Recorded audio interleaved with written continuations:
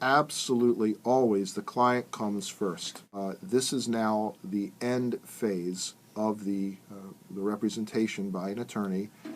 A settlement is reached, but before I even get to the dollars and the handling, the physical handling of the money, I have to offer some information about the settlement of the case. And we can always go to court and the jury gives you an award or a judge gives you an award. That's what you get.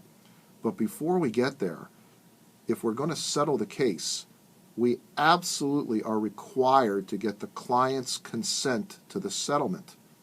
And I have, unfortunately, over the years, had some clients come in and say they want to fire their first lawyer or they want me to sue their first lawyer because the lawyer accepted a settlement without their permission.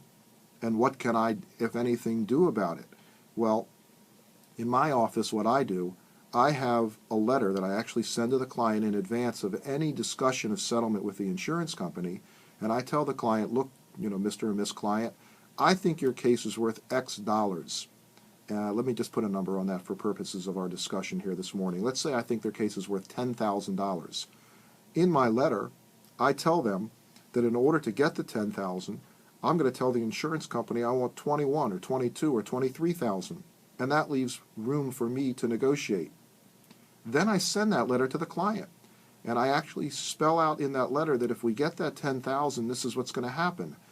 The attorney's fees come out, we pay the bills, I show them what the bills are and the balance due in the bills, and then there's a bottom line that represents what the client will get after they've recovered all the money, and after all the bills have been paid, and after the lawyer's fee has been paid. This is for you, Mr. or Miss Client. You put this in your pocket. This is the proceeds of settlement, as I like to call it. So I send that letter to the client, and I require that they sign that letter or come talk to me if they disagree.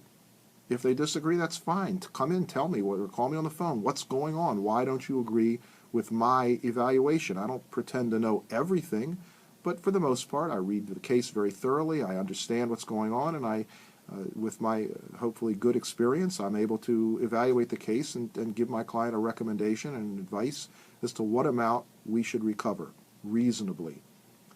So if a client objects, they call me. They come in, they say, hey, look, this is that, this is this, and they give me some information, and sometimes I change my evaluation. But before I go to the insurance company, I get their signature. So now I send that letter to the insurance company for $23,000, and I tell them, that I want to negotiate with them. I'm not absolutely stuck on 23, and they make an offer, and we go back and forth.